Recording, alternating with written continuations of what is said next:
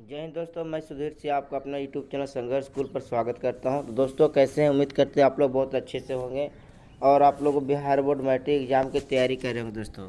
तो चलिए आज मैं आप लोग को एक बहुत ही बेहतरीन अंदाज में आपका हिंदी का एक मोस्ट चैप्टर लेके आया हूं जो आपका है गोधोली का। ठीक है, और ये गोधोली आपको बताएंगे बहुत मन से। आप लोग को ये चैप्टर को एक बहुत ही अच्छा चैप्टर लेके आए हैं गोधोली। ठीक है, और गोधोली जो है दोस्तों उसमें दो खंड बताया गया, एक गद्य खंड बताया गया है और एक बताया गया था काव्य खंड। ठीक है दोस्तों, तो गद्य खंड में कहानी पढ़ने दिया है, निबंध पढ़ने दिया है। ठीक है, और काव्य खंड में क्या पढ़ने दिया है हम लोग को? तो काव्य खंड में हम लोग को पढ़ने दिया दोस्तों कविता पढ़ने दिया। ठीक है, तो इस प्रकार से हम लोग पढ़ेंगे हिंदी का जो जो भी जो जितना भी मोस्ट क्वेश्चन होगा सारे क्वेश्चन को मैं फोड़ूंगा और आप लोग अच्छी तरह से पढ़ाई करिएगा, अच्छा से रिवीजन कर लीजिएगा। ठीक है दोस्तों, तो मेरे चैनल पर बने रहिए और लोगों के पास शेयर कर दीजिए। ठीक है, जितना आप लोग पढ़ेंगे उतना ही शेयर करेंगे, हमें ऐसे उम्मीद लग रहा है। ठीक है, तो चलिए कौन सा चैप्टर पढ़ने वाले हैं इसके डिस्कस करने वाले। ठीक है, चलिए देखिए चैप्टर का नाम है स्वदेशी, है ना। स्वदेशी का मतलब क्या होता है दोस्तों? सबसे पहले स्वदेशी अब जब अपने मन में, जब आपकी भावनाओं में या आपके अंतरात्माओं में जाती है तो आप यही सोचते हैं कि मेरा देश सोचें, मेरे देश के बारे में सोच रहे हैं। लेकिन स्वदेशी में क्या होता है क्या नहीं होता है, चैप्टर के अंतर्गत हम लोग जाते हैं तो बहुत सारा अनेक बुराइयां देखने को मिलता है जब ये पढ़ते हैं तब। ठीक है, तो चलिए, लेकिन ऐसे हम लोग को देश के आंतरिक में रहकर भी हम लोग को गलत चीज़ सोचना नहीं चाहिए। ठीक है, लेकिन स्वदेशी चैप्टर में क्या बोल रहा है, कैसे ही चैप्टर है, अपने देश से कितना प्रेम है, नेता लोग क्या करता है देश में लोग, है ना, या युवा लोग क्या कर रहा है, किसान लोग क्या कर रहा है, मजदूर लोग क्या कर रहा है। ठीक है, या बड़े बड़े मंत्री लोग क्या कर रहे हैं, साहब लोग क्या कर रहे हैं, थाना इंतजार क्या कर रहा है। तो इन सारे चीज़ के बारे में हम जानेंगे स्वदेशी चैप्टर। ठीक है, और ये चैप्टर 3 है और इस चैप्टर को बहुत ही बेहतरीन अंदाज में आपको बता रहे हैं। ठीक है दोस्तों, तो चलिए बिना देर किए हुए क्वेश्चन पर डिस्कस करेंगे। उससे पहले मैं आपको इस चैप्टर का परिचय बताऊँगा। ठीक है, तो देखिए यही है बद्रीनाथ, है ना। देखिए अभी देखेंगे ध्यान से। ठीक है, तो आप लोग भी थोड़ा सा ध्यान से देखिएगा इस कहानी को। ठीक है, इस चैप्टर को देखिएगा ध्यान से और हो सके तो इस वीडियो को लाइक शेयर ज़रूर करें ताकि लोगों के पास ये चैप्टर पहुंच जाए। ठीक है, और अच्छी तरह से वो भी बच्चा का नंबर ला सके। ठीक है, तो चलिए सबसे पहले क्या करते हैं दोस्तों, कवि का परिचय जानते हैं, यानी क्या है बद्री नारायण चौधरी प्रेमघन। क्वेश्चन में आएगा दोस्तों स्वदेशी पाठ के लेखक कौन है? तो स्वदेशी पाठ का जो लेखक दोस्तों वो प्रेमघन जी हैं, याद रखिएगा प्रेमघन जी होता है। ठीक है, इसका पूरा नाम क्या होगा दोस्तों? बद्री नारायण चौधरी हो जाएगा। क्वेश्चन में आएगा कि प्रेमघन का पूरा नाम क्या होगा? तो प्रेमघन का पूरा नाम याद रखिएगा दोस्तों बद्री नारायण चौधरी होगा। अगला क्वेश्चन क्या बनेगा कि प्रेमघन जो थे वो किस युग के कवि थे? तो याद रखिएगा प्रेमघन जो थे दोस्तों वो भारतेंद्र युग के कवि थे। याद रखिएगा भारतेंद्र युग, है ना, भारतेंद्र मतलब भारतेंद्र युग के कवि थे। ठीक है, इस प्रकार से आप याद रख सकते हैं। ठीक है, अगला देखते हैं उसका जन्म कब होता है दोस्तों।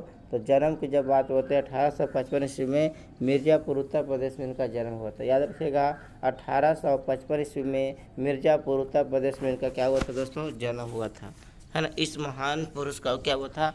जन्म हुआ था। कहाँ दोस्तों? तो मिर्ज़ापुर में। याद रखिएगा मिर्ज़ापुर में इस महान पुरुष का क्या हुआ था? जन्म हुआ था।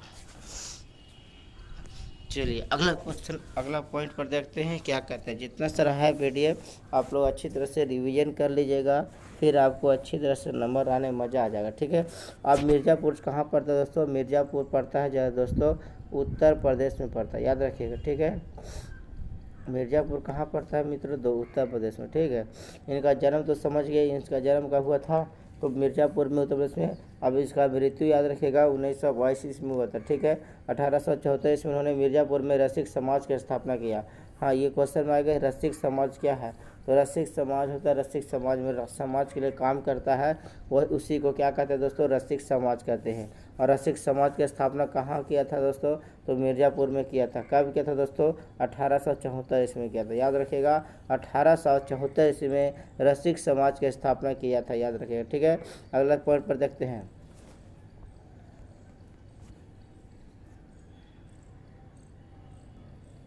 चलिए अगला देखिएगा दोस्तों, उन्होंने आनंद कामनी मासिक पत्रिका, देखिए ध्यान से, उन्होंने क्या किया दोस्तों? आनंद कामनी, याद रखिए आनंद कामनी मासिक पत्रिका तथा नागरी नरेंद्र नामक साहित्य साप्ताहिक पत्र संपादन किया था। यानी एक पत्रिका संपादन किया था जिसका नाम था आनंद कामनी। वो मासिक पत्रिका का मतलब होता है जो महीना में एक बार आता है। उसी तरह नागरी नवरत्न जो साप्ताहिक पत्र जारी किया था। साप्ताहिक पत्रिका का मतलब होता है दोस्तों सप्ताह में एक बार होता है। तो बस हम लोग को याद रखना है कि आनंद कामनी क्या है और नागरी नवरत्न क्या है। तो आनंद आएगा कब, जब हम लोग महीना में एक बार अच्छा से पढ़ाई करेंगे तो नहीं। आनंद आप कामनी के मतलब क्या हुआ दोस्तों, महीना में एक बार, और नागरिक नवरत्न का मतलब सप्ताह में एक बार। ये दोनों पत्रिका था, पत्र का भी संपादन किया था। याद रखिए दोस्तों। Yes sir, yes sir, no, yes. चलिए अगला क्वेश्चन बता रहे हैं दोस्तों।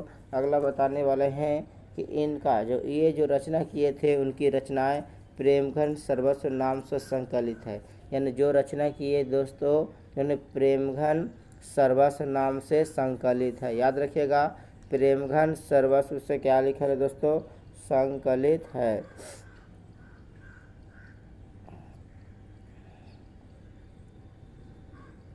ठीक है, प्रेमघन नाम से क्या है दोस्तों, संकलित है। याद रखिएगा कि प्रेमघन नाम से क्या हुआ, संकलित है। प्रेमघन जी क्या क्या लिखते थे, तो प्रेमघन जी ने निबंध लिखते थे, नाटक लिखते थे और वो समीक्षक थे। ठीक है ना।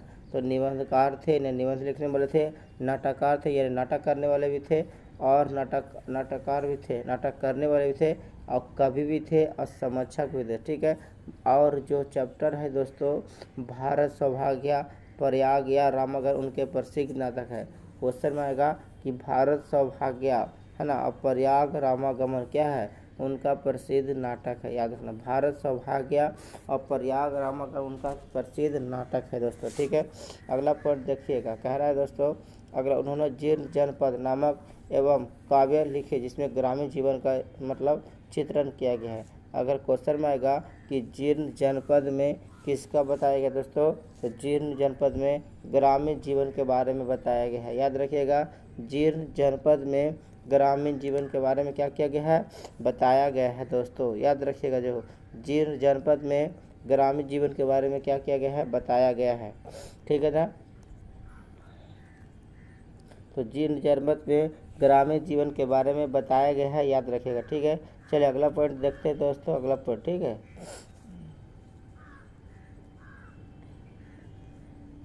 क्वेश्चन क्या है, अगला पॉइंट क्या कर रहा है कि प्रेमघन ने है ना, प्रेमघन जो थे दोस्तों वो काव्य रचना अधिकांशतः ब्रज भाषा में और अवधी भाषा में किया था। याद रखिएगा, प्रेमघन जो रचना किया था जितना सारा वो ब्रज भाषा में किया था और अवधी भाषा में किया था। ठीक है।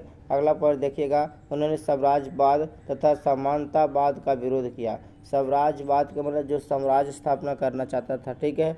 और समानतावाद करना तथा सामंतवाद करना चाहता था, उनका उन्होंने क्या किया दोस्तों, उनका बिल्कुल उन्होंने विरोध किया, एक बहुत ही अंदाज से विरोध किया ताकि ऐसे लोग ना कर सके। ठीक है ना। तो इस बात पर भी फोकस आप लोग कर सकते हैं। ठीक है। तो चलिए अगला पॉइंट देखते हैं इसके बाद क्या कहता है। ठीक है। अगला प्रेमघन सर्वस्व जो होता है दोस्तों, प्रेमघन सर्वस्व से संकलित दोहा का यह गुच्छा स्वदेशी शीर्षक के अंतर्गत यहाँ प्रस्तुत है। ठीक है। तो देखिएगा ये क्या है, सबसे पहले दोस्तों ये दोहा के रूप में बताया गया है। क्वेश्चन में पूछेगा कि प्रेमघन जो रचना किए हैं वो किस रूप में रचना किए थे, तो याद रखना वो रचना जो किए थे दोस्तों वो दोहा के रूप में किए थे और प्रेमघन सर्वस्व से संकलित है। याद रखिएगा। ठीक है। प्रेमघन सर्वस्व से क्या दोस्तों, संकलित है। ठीक है। चलिए इस पॉइंट पर आप लोग विचार कर लीजिएगा। ठीक है। अगला पॉइंट अब देखते हैं, चैप्टर में हम लोग बद्री नारायण जो चौधरी है, बद्री नारायण देख, लेखक का नाम क्या था, पूरा नाम दोस्तों, तो बद्री, बोलिए बद्री नारायण है ना, बद्री नारायण क्या था दोस्तों, बद्री नारायण चौधरी प्रेमघन इसका नाम था। ठीक है। तो उम्मीद करते समझ में आ गया होगा। उसके बाद मैं बताने वाला हूँ इस चैप्टर में जो उनका जो दिया गया है पॉइंट। ठीक है। और उस चीज़ को मैं क्या करूँगा, भावार्थ यानी जो भावार्थ है उसके बार बताऊँगा। ठीक है। तो ध्यान रखिएगा। कहता है दोस्तों, पहला भावार्थ बता रहा है कि सब विदेशी वस्तु नर गति रीत लखत भारतीयता कछु न अभारत माँ दरासता।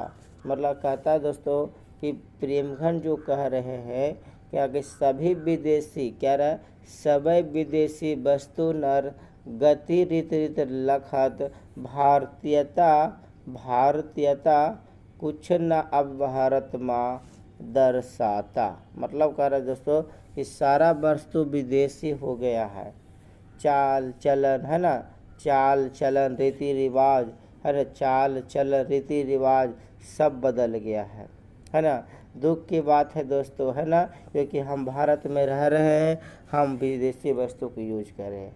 हम भारत में रह रहे हैं दोस्तों और हम विदेशी वस्तु को यूज कर रहे हैं। तो दुख की बात है, इमोशन की बात है और संकट की बात है कि दुख की बात यह है कि हम भारतीय भावना पर मर गए हैं। भारतीय की भावना मेरे अंदर मर गया और देश प्रेम की भावना देश में कहीं दिखाई नहीं देता है। चलिए एक बार देखा वो लिखा हुआ को बता रहे, ठीक है। कहते हैं कवि प्रेमघन कहते हैं इस अंकित में है ना, कहते हैं कवि प्रेमघन कहते हैं कि प्रधानता के कारण सर्वत्र विदेशी वस्तु दिखाई पड़ती है। आज हम लोग गुलाम हो गए ना, गुलाम होने के वजह से आज हमारा देश में सारी वस्तु विदेशी वस्तु का इस्तेमाल करें, सभी विदेशी वस्तु दिखाई पड़ती है सारा देश में लोगों में है ना।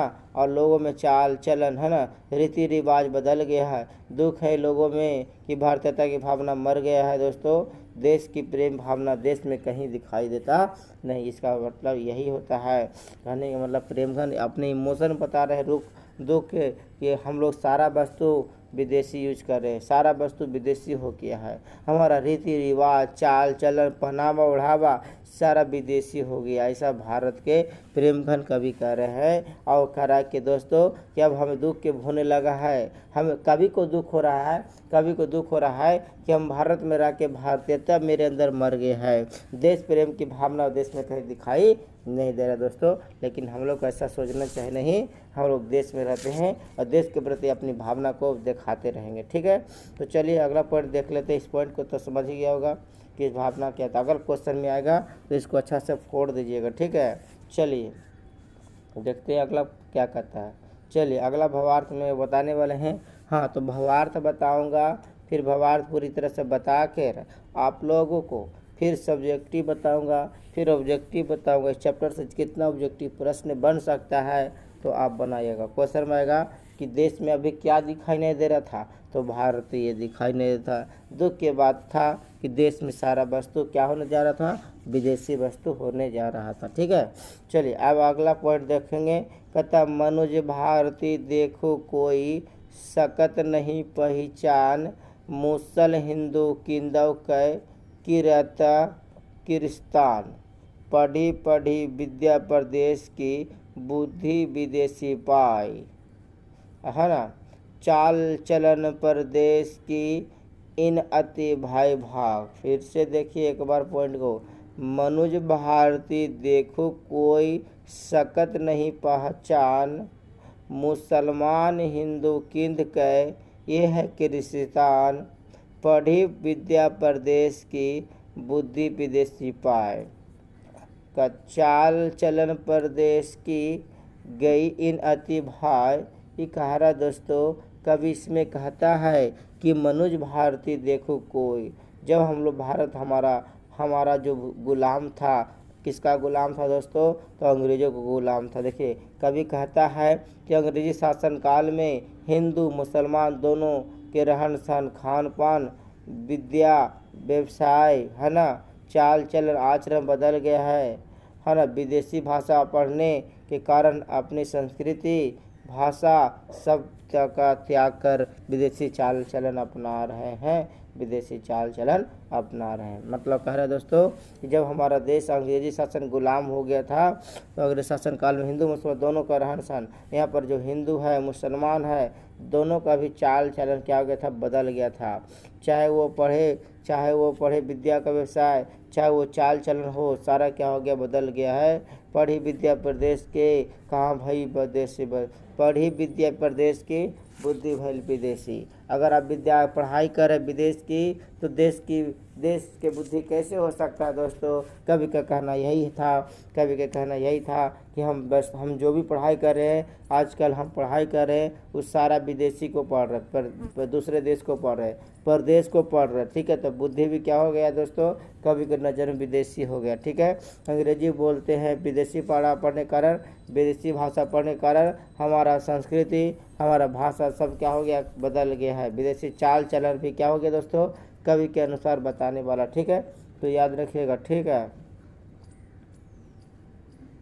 तो इस प्रकार से कवि अपनी भावनाओं को व्यक्त किया कि कवि कैसे कैसे भावना, मतलब जब हमारा देश गुलाम था, हिंदू मुसलमान जो यहाँ रह रहे थे, उन सभी का रहन सहन खान पान सब क्या हुआ, बदल गया था। याद रखिए, बदल गया। ठीक है, विद्या व्यवसाय सब आचरण भी क्या हो गया, बदल गया। विदेश की वस्तु को विदेशी को पढ़ने से भारतीयता नज़र नहीं आ रहा है ऐसा। ठीक है, तो चलिए इस प्रकार से आप बता सकते हैं। अगला पॉइंट देखिएगा, अगला कह रहा है दोस्तों,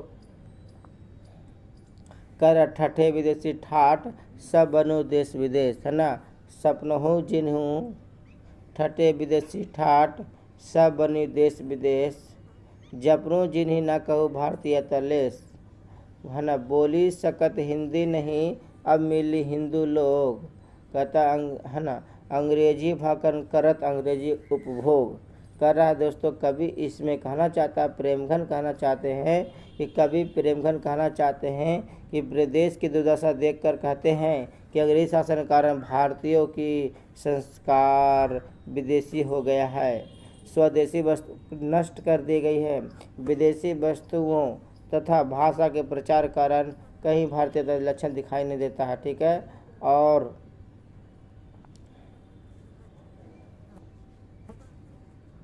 और अपनी सुखी सुविधा को प्राप्त के लिए अंग्रेजी भाषा का व्यवहार करते हैं। कहते ठठे विदेश ठाठ, मतलब अब लोग, मतलब अंग्रेज शासन जब गुलाम था, ठठे विदेश ठाठ, सब बने विदेश विदेश, सब अपने ठाठ पर सजने के लिए, सब अपने आप को संभालने के लिए, सब अपने को लिपा पोती करने के लिए, चेहरा पर सब वस्तु विदेश यूज कर रहा। ठीक है, जब उन्हें जिन्हें कहूँ भारतीयता लेस, सब अपना विदेश के वस्तु का उपयोग कर रहा। ठीक है, तो भारतीयता में क्या होता जा रहा, कमी होते जा रहा, लेस होते जा रहा। बोली सकत हिंदी नहीं, अब मिली हिंदू लोग कहाँ। कह रहे दोस्तों, जब हिंदी अब बोल ही नहीं सकता है, हिंदी भाषा का प्रचार नहीं कर सकता है, तो भारतीयता आप में कहाँ से दिखाई देगा, मिले हिंदू लोग कहाँ से मिलेगा। अंग्रेजी आप सीखते हैं और अंग्रेजी क्या करते हैं, बोलते हैं, है ना। अपनी सुविधा के प्राप्त करने के लिए अंग्रेजी भाषा का व्यवहार करते हैं। अंग्रेजी जब बोलता है लोग, अपने आप को स्मार्ट समझता है, अपने आप को स्माइल समझता है, अपने आप को अलग भावना में समझता है, लेकिन उसे पता नहीं होना चाहिए, पता होना चाहिए कि हम विदेशी के साथ, हम अपने देश के साथ खिलवाड़ कर रहे हैं, हमें विदेश चीज़ होने से डरना चाहिए। क्योंकि ये जब हम अंग्रेजी बोलते हैं लोग सामने, फटर फटर इंग्लिश बोलते हैं, तो हम लोग को डर जाना चाहिए कि हम अंग्रेजी बोल रहे हैं, क्योंकि हम भारतीयता को, मान्यता को कम करते जा रहे हैं दोस्तों। इस प्रकार से हम लोग को सोचना नहीं चाहिए। चलिए इस प्रश्न को क्लियर कर दिए गए, अब समझ गया होगा। ठीक है, अगला पॉइंट देखेंगे। चलिए अगला कह रहा है दोस्तों कि अंग्रेजी बहन बसन पेश, अंग्रेजी वाहन बसन वेश रीति और नीति, अंग्रेजी रुचि गृह सकल वस्तु देश विपरीत, हिंदुस्तानी नाम सुनी अब ये संकुचित लाजात, भारतीय सब वस्तु ही सो हाय हाय घिन घिनाता। कर प्रेमघन कहते हैं कि अंग्रेजी शासन काल में भारतीयों का मन दशा इतना बदल गया है, दूषित हो गया है। कर कभी जब अंग्रेज शासन काल थे तो भारतीय का देश में मन दशा इतना बदल गया है कि भारतीय वस्तु का उपयोग करना छोड़ दिया है और विदेशी वस्तु का उपयोग करते हैं। इनका हर कुछ विदेशी रंग में रंगा चुका है। ठीक है, कहने को देखिए दोस्तों, फिर से बताऊंगा कि अंग्रेजी बहन बसन, जब अंग्रेजों के शासन को गुलाम हो गया था देश, तो सब लोग अंग्रेजी वस्तु कपड़ा पहनते थे, चीन का कपड़ा पहनते थे, विदेश का कपड़ा पहनते थे, और विदेशी कपड़ा पहनने में आजकल हम लोग मन लगते हैं। ठीक है, अंग्रेजी में रहना सहना, स्कूल घर द्वार अंग्रेजी का होना चाहते हैं, वस्तु सब विपरीत हो गया। देश के जितना सारा वस्तु है सब देश के क्या हो गया, विपरीत हो गया। हिंदुस्तानी नाम सुनी अब ये संकोची, हिंदुस्तान को नाम सुनने से इसको लाज लगता है, हिंदुस्तानी के नाम सुनने से अब ये लाज लगता है, ऐसा कवि के कहना है दोस्तों। ठीक है, भारतीय सब वस्तु सब क्या हो गया, घिना। अब भारतीय वस्तु से सब क्या करे दोस्तों, कि भारतीय वस्तु से लोग क्या कर रहा, घिना रहा है। ठीक है, कहता अंग्रेजी वाहन वाहन वसन वेशवृत्ति और अंग्रेजी के चाल चलन, है ना, कपड़ा वेश मतलब आभूषण, रीति रिवाज सब क्या हो गया, रीति बदल लिया, नीति बदल लिया। ठीक है, अंग्रेजी में अंग्रेजी के अनुसार रुचि रखता है, उसी के अनुसार घर बनाता है, उसी तरह से घर में जो वस्तु उसका उपयोग करता है। वस्तु सारा वस्तु अब लग रहा है कि देश के विपरीत बन रहा है। और भारतीयता को कह रहा है कि हिंदुस्तान नाम सुनने से उसको मतलब क्या होता है, लाज लग रहा है, संदेह लग रहा है। अब भारतीय वस्तु से क्या कर रहा है, घिन आ रहा है, मतलब घिन लगता है उसको, घिन आ रहा है कि हम भारत में बेकार जन्म लिए, ऐसे ऐसे कपड़ा भारत के था, ऐसा कवि का कहना है। लेकिन कवि किसको देखकर बोल रहा है, हम भारतीयता को देख के बोल रहा है। ठीक है, कि ऐसा क्यों होना चाहिए, ऐसा नहीं होना चाहिए। चलिए अगला देखते हैं। और कहता हिंदुस्तान में, यहाँ देखिए लिखा हुआ क्या चीज़ कि हिंदुस्तानी कहने में संकोचित महसूस करते हैं तथा स्वदेशी वस्तु देखकर नाक भाव सिकुड़ा लेते हैं। जो भी वस्तु देखता है अपने देश के तो उसको खराब लगता है। ठीक है, चलिए अगला पॉइंट देखते हैं दोस्तों, इसका बारे में बताएंगे। ठीक है, देखो अब इसमें क्या बताया गया है कि देश नागर बनो सब अंग्रेजी चाल, हाटन में देखो भर बसे अंग्रेजी माल, जिनसे संभल सकत नहीं तनी की धोती ढीली ढीली, है ना, देश प्रबंधन कर ही के यह कैसी का खाम ख्याली, है ना। अब इसका मतलब क्या हुआ कि देश नगर बना सब अंग्रेजी चाल, हमारा देश जो है नगर, सब देश का जो नगर भी बन गया है अंग्रेजी चाल के अनुसार। घर द्वार मकान जितना सारा बन रहा है दोस्तों, सब अंग्रेजी चाल के। हाट में जाते हैं जो बाज़ार में जाते हैं तो सारा बाज़ार में अंग्रेजी माल मिलता है ना। कहता है हाट में जाते हैं सारा माल कहाँ मिलता है, विदेशी माल। पहले एक बार देख लेते हैं, कभी कहते हैं भारतीय हाट बाज़ारों में अंग्रेजी भर दिया गया। अगर भारत के जो हाट है, भारत के जो बाज़ार है, उन सारे बाज़ारों में, है ना, अंग्रेजी माल को क्या कर दिया था, भर दिया। भारतीय इन वस्तुओं को व्यवसाय बना गए हैं, भारतीय इन वस्तुओं को व्यवसायी बन गए हैं। देश में निर्मित वस्तुओं का लोप हो गया। जो भारत में वस्तु निर्माण हो रहा था वो क्या हो गया, निर्माण हो रहा था जो वो लोप हो गया है। और देश की कमान वैसे लोग के हाथ में है जो स्वयं ढीला ढाला विचार है, जो स्वयं अपने आप को भरोसा नहीं करता। ठीक है, चलिए एक बार और देख लेते हैं। ठीक है, कहता देश नगर बनो सब अंग्रेजी चाल। देश में जो नगर बन रहा है दोस्तों, सब अंग्रेजी चाल के अनुसार क्या करते बनते जा रहा है। ठीक है, हाट में सारा वस्तु जितना सारा देख रहे हैं सब अंग्रेजी माल से भरा हुआ है ना।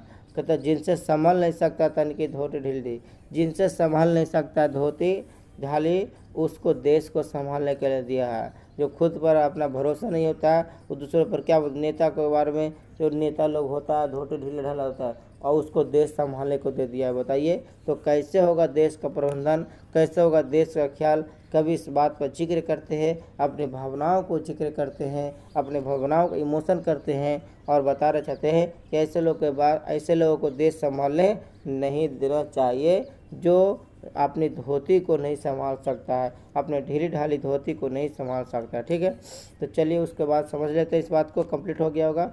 चलिए अगला पॉइंट, अगला हम लोग पैराग्राफ देखते हैं। चलिए ये बहुत ही इम्पोर्टेंट है आप लोग को दोस्तों, ये इम्पोर्टेंट है क्योंकि परीक्षा में आपका शब्दार्थ पूछ सकता है। दास वृत्ति की चाहू दिशी चरबन, बरन बढ़ाली करत खुशामा झूठ प्रशंसा मनु मने डफाली। कवि का आश्चर्य प्रकट होते हैं, कहते हैं कि ऐसे खोटे विचार वाले देश की सुरक्षा का आशा करना कितना हास्यास्पद है, क्योंकि सभी जाति के लोग अपनी आजीविका के लिए खुशामद में झूठी प्रशंसा का ढोला पीटते हैं। ठीक है, समझे, डफाली का मतलब क्या होता है, ढोला पीटना। ठीक है, तो नेता के बारे में कवि कह रहे हैं कि दास वृत्ति चाहू देहू देसी, है ना, चारहू बरन बढ़ली, है ना। कह रहे दोस्तों ऐसे खोटे विचार वालों को देश की सुरक्षा आशा करना कितना हास्यास्पद है।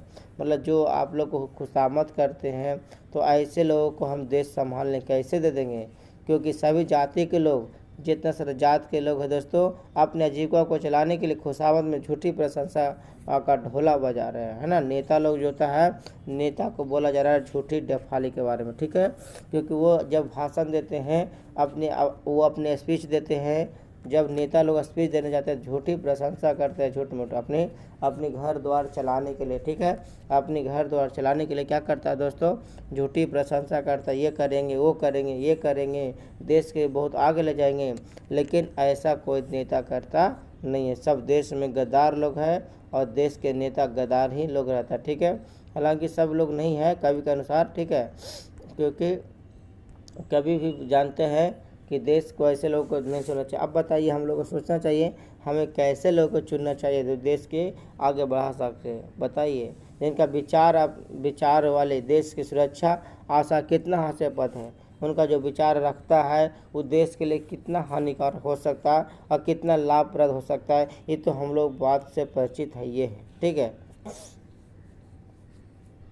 चलिए अगला पॉइंट देखते हैं, इस बात को समझेंगे होगा।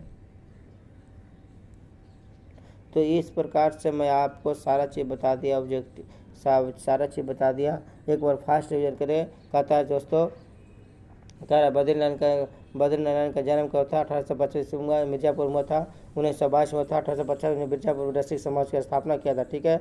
आनंद कामनी कब था दोस्तों, आनंद कामनी जो था, आनंद कामनी क्या था, एक मासिक पत्रिका, नागरिक नोद क्या था, साप्ताहिक पत्रिका था, ठीक है। उनकी रचना सर्वस्व प्रेम घन से संकलित है दोस्तों, ठीक है। उनकी रचना सर्वस्व प्रेम घन से संकलित है। तो इस प्रकार से आप देख सकते हैं। चलिए ऑब्जेक्टिव की ओर बढ़ते हैं लोग, ठीक है। इस प्रकार से 2 बार 3 बार करके वीडियो देख लीजिए, आपको समझ में अच्छा से आ जाएगा, ठीक है। चलिए अगला पॉइंट दिखाते हैं।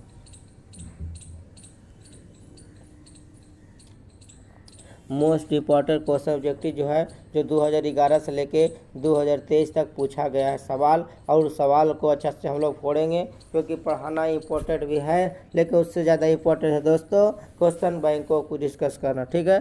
तो कह रहा है पहला क्वेश्चन कि क्वेश्चन पहला कह रहा है दोस्तों कि प्रेमघन किस युग के साहित्यकार थे दोस्तों। तो प्रेमघन जो दोस्तों भारतेंद्र युग के कवि थे, याद रखिएगा, भारतेंद्र युग साहित्यकार थे, भारतेंद्र युग के साहित्यकार थे, ठीक है।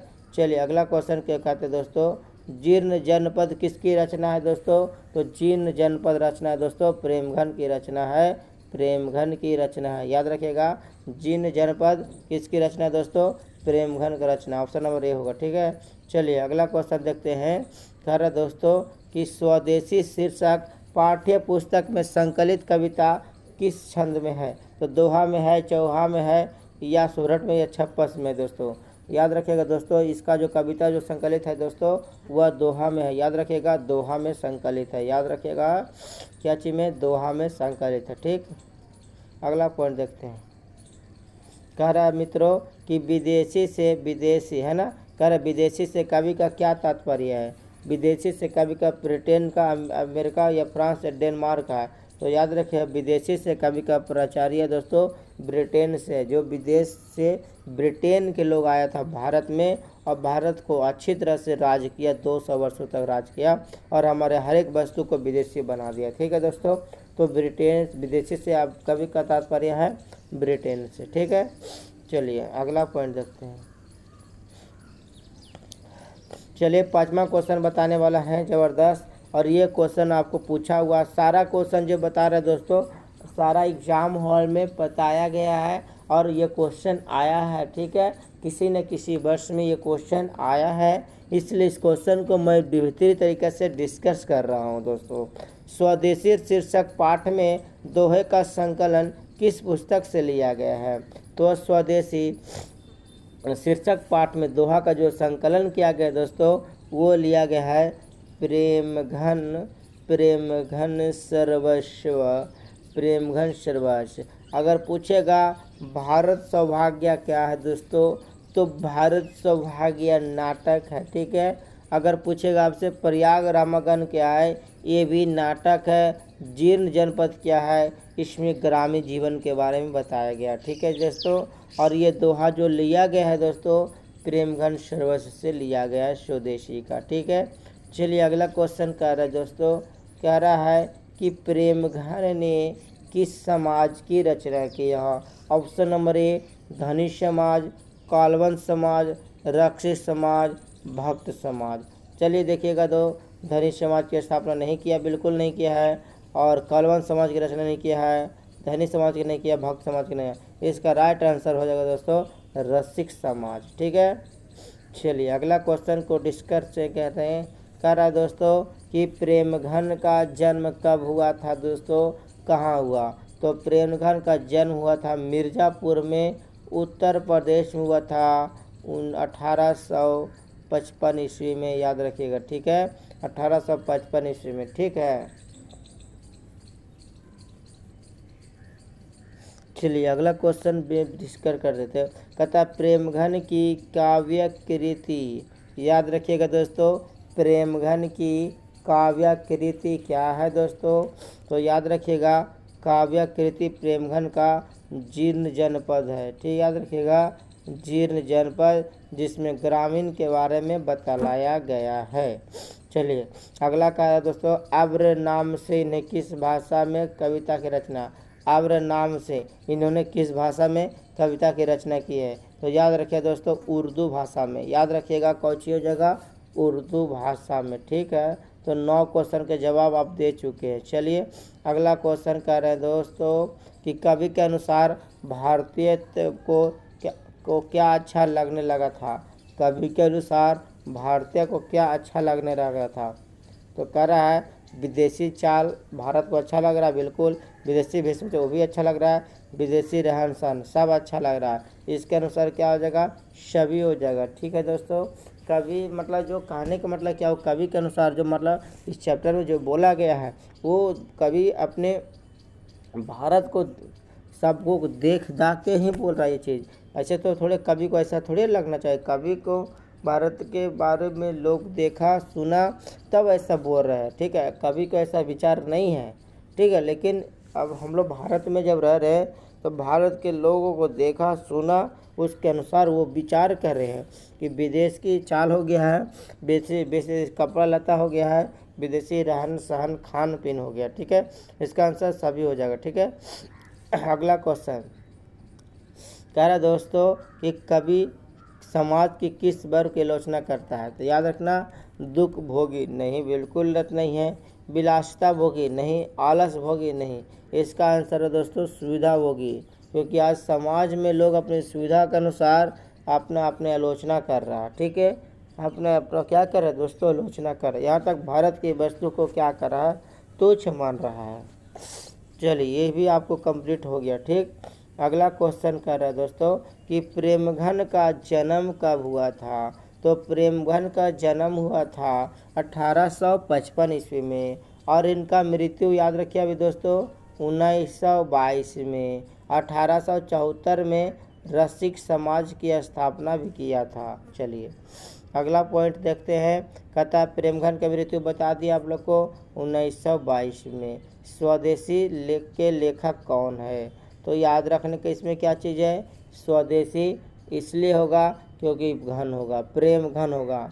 ज़्यादा प्रेम करिएगा तब ना घन मिलेगा। अपना देश से ज़्यादा प्रेम होने की वजह से इसे प्रेमघन कहकर शीर्षक याद रखेगा। ठीक है, चलिए अगला क्वेश्चन, प्रेमघन ने साप्ताहिक किस पत्रिका संपादन किया। यानी सप्ताह में एक बार, देखिएगा एक था दोस्तों उनका आनंद कामनी। ठीक है, तो आनंद कामनी जो था दोस्तों उसका जो मानसिक पत्रिका था, आनंद कामनी था मानसिक पत्रिका, और नीरद नागरी जो था दोस्तों वो है साप्ताहिक पत्रिका। तो इसका राइट आंसर बी हो जाएगा। ठीक है, चलिए नेक्स्ट क्वेश्चन देख रहे हैं। कह रहा दोस्तों कि प्रेमघन की प्रसिद्ध नाटक कृतियाँ कौन है। तो प्रेमघन के 2 नाटक लिखे थे, एगो लिखे थे प्रयोग रामागमन। तो ऑप्शन दिया हुआ, तो इसका आंसर क्या होगा, प्रयोग रामागमन नाटक थे। ठीक है, एगो लिखे थे सौभाग्य, भारत के सौभाग्य। तो 2 नाटक लिखे थे, भारत के सौभाग्य और प्रयोग रामागमन। ठीक, चलिए अगला क्वेश्चन की ओर बढ़ते हैं दोस्तों। कहता प्रेमघन ने इसमें किस मानसिक पत्रिका का संपादन किया। तो नागरिक नीरद था दोस्तों, एक साप्ताहिक था। प्रयोग रामागमन नाटक था, ये कुछ नहीं था इसका। ठीक है, आनंद कामनी जो था वो मानसिक पत्रिका था। ऑप्शन नंबर सी हो जाएगा। चलिए अगला क्वेश्चन 18 में क्वेश्चन पहुंच गए, ठीक है। प्रेमघन ने मुख्य रूप से किस भाषा में काव्य की रचना किया? तो प्रेमघन ने मुख्य भाषा से दोस्तों बस याद रखिएगा ब्रज में किया था और अवधि में किया था, ठीक है। तो इसका राइट आंसर ब्रज हो जाएगा, ठीक। चलिए पराधीनता, करा प्राधीनता भारत के चारों वर्ण में चाहत है। देखो क्या कह रहा है दोस्तों, पराधीन भारत में चारों वर्णों में चाह थी, कलावृत्ति दासवृत्ति या ए भी दोनों। इसका आंसर होगा कलावृत्ति भी था और दासवृत्ति भी था। इसका आंसर हो जाएगा ए और बी दोनों, ठीक है। चलिए अगला क्वेश्चन देखते हैं। कहता है दोस्तों प्रेमधन साहित्य सम्मेलन किस अधिवेशन में सभापति बने थे? तो प्रेमघन जो थे सभापति बने थे जय दोस्तों, तो याद रखिएगा मिर्ज़ापुर के, याद रखना मिर्ज़ापुर के, ठीक। चलिए अगला क्वेश्चन चलता है प्रेमघन के काव्य में, है ना। अगला क्वेश्चन प्रेमघन के काव्य में प्राप्त क्या है? भक्ति भावना, समाज दशा, देश प्रेम या इनमें सभी। प्रेमघन के जो कविता लिखे हैं उसमें बिल्कुल भक्ति दिखाया गया, समाज की दशा भी बताया गया और देश प्रेम के बारे में बताया गया था। तो इनमें सभी इसका राइट आंसर होगा, ठीक है। चलिए अगला पॉइंट देख लीजिए। रीत का अर्थ क्या होता है दोस्तों? रीत का अर्थ होता है पद्धति, ठीक है। रीत का अर्थ क्या होता है दोस्तों? रीत का अर्थ होता है पद्धति, ठीक है। चलिए अगला पॉइंट देखिएगा। कहता भारतीयता का सर्वथा लोप हो गया, इस बात का किसे दुख है? तो इस बात से कवि का दुख है, प्रेमघन को दुख लग रहा है, ठीक है। चलिए अगला पॉइंट कहता भारत की अर्थव्यवस्था जर्जर हो गई कैसे?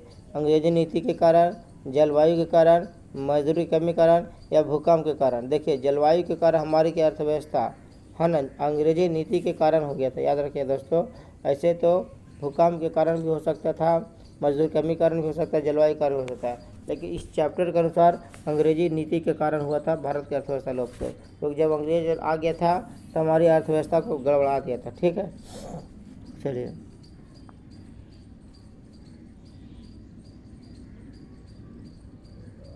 कहता है दोस्तों अगला क्वेश्चन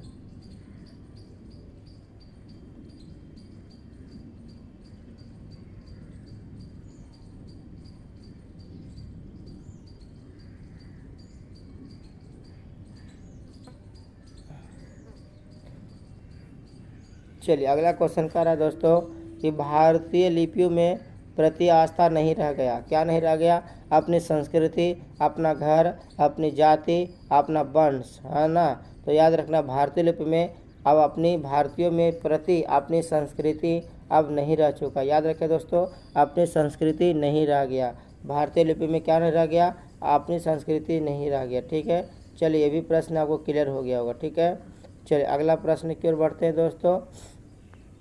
कह रहा है दोस्तों कि सभी, है ना, सब विदेशी नर गतिरीत, है ना, सब यहाँ पर क्या भराएगा?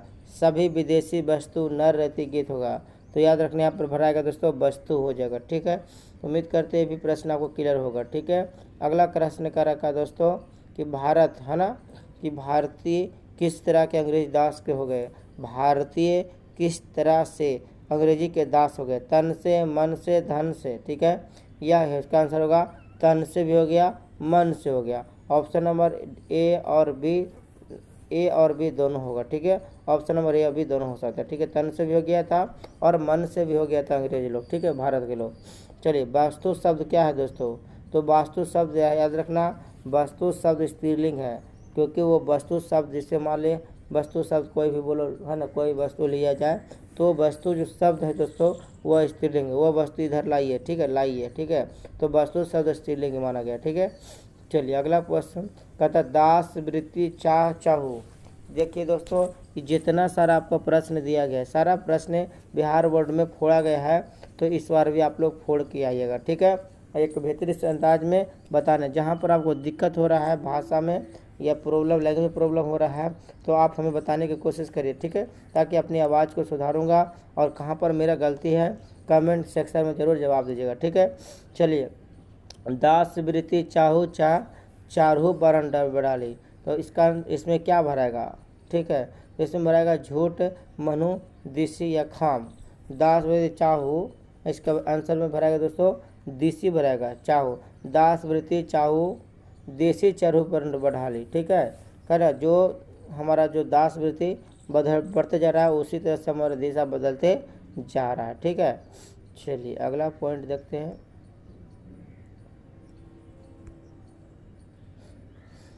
इसका आंसर क्लियर हो गया। कवि ने, अगला पॉइंट कर, कवि ने समाज वर्ग का, है ना, कवि ने समाज के किस वर्ग की आलोचना किया है? निम्न वर्ग को, मध्य वर्ग को, सुविधाभोगी वर्ग के, इनमें से सभी होगा।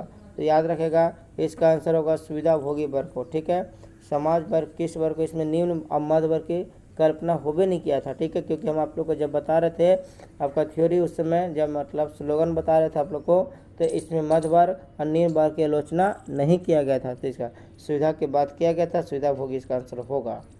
चलिए अगला क्वेश्चन देख लीजिए। प्रेमघन अपना आदर्श किसे मानता है? कहता प्रेमघन अपना आदर्श किसे मानता है दोस्तों?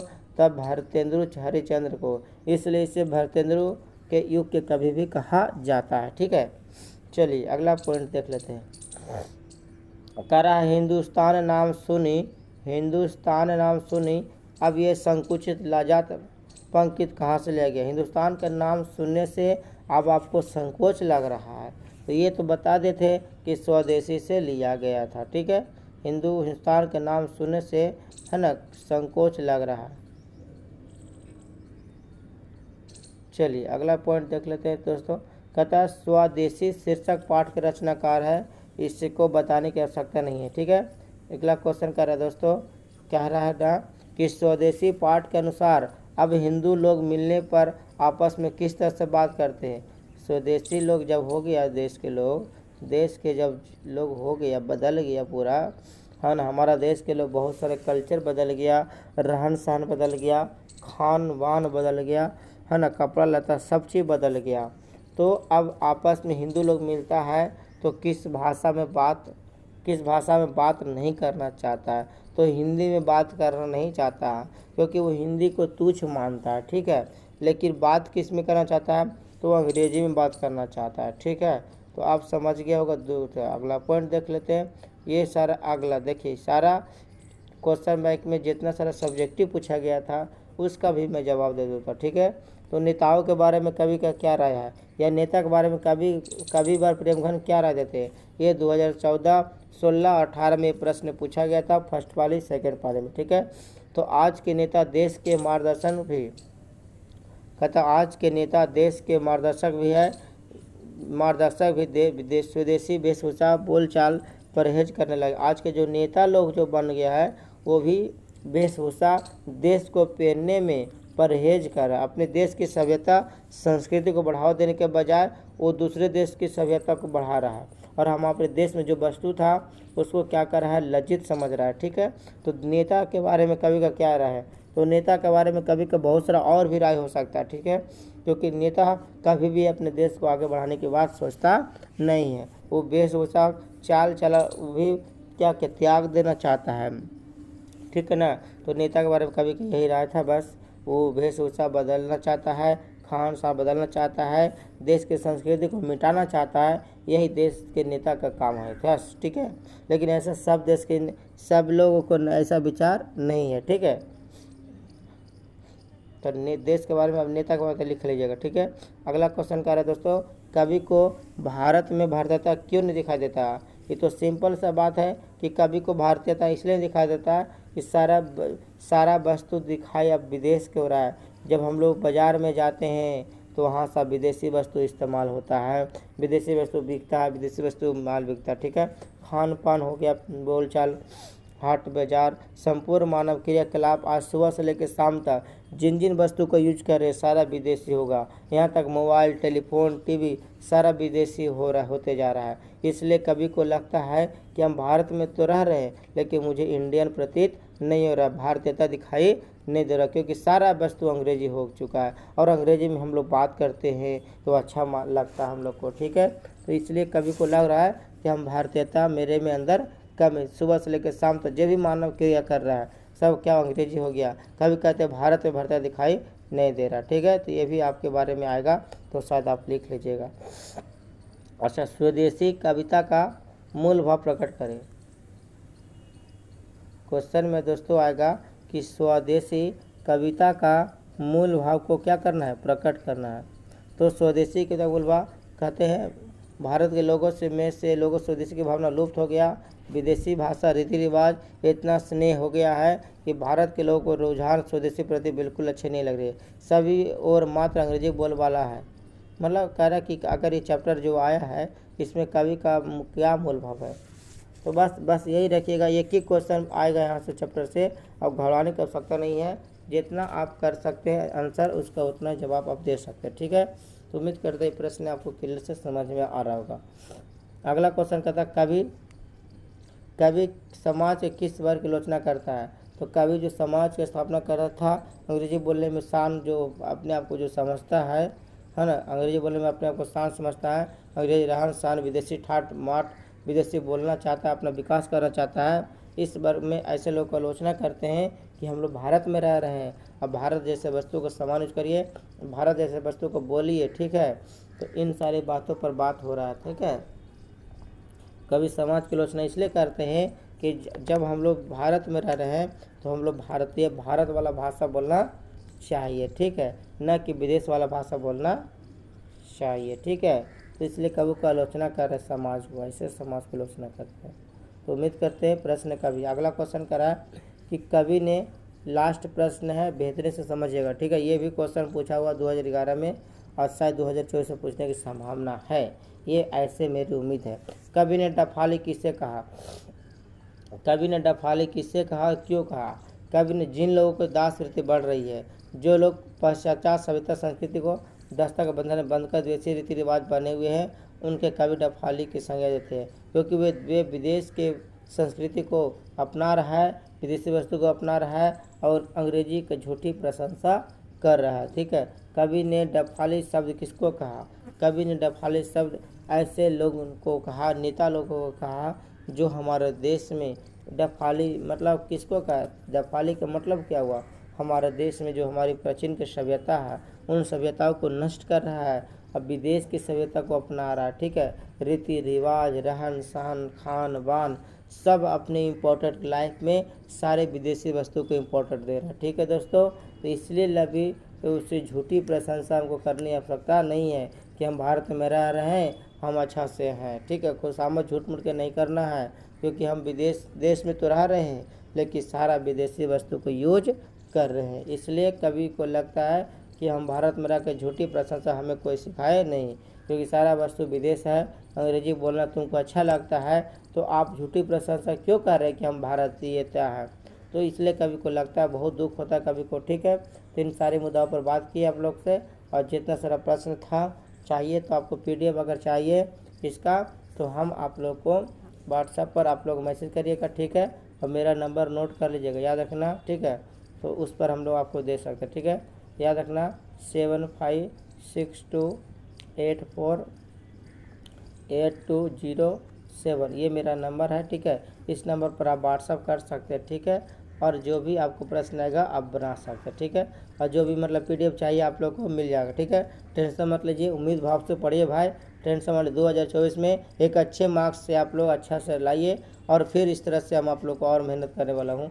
जल्द ही कुछ नया बदलाव लाने वाले हैं। एक बार सब्सक्राइबर अच्छा से ग्रोथ कर दे जाएगा, उसके आपको लिए सारा सुविधा कर देंगे। तो जितना भाई बंधु अगर ये वीडियो को देख रहे हैं लास्ट में, तो मैं ये उम्मीद करता हूँ कि शेयर ज़रूर कर दे और सब्सक्राइब एक बार ज़रूर कर दे। ठीक है, लाइक कमेंट एक बार करिए ताकि मेरे अंदर इमोशन पर जगे, तो आप लोग के लिए कुछ मैं नया कुछ कर सके। ठीक है, थैंक यू, जय हिंद, जय भारत, लव यू।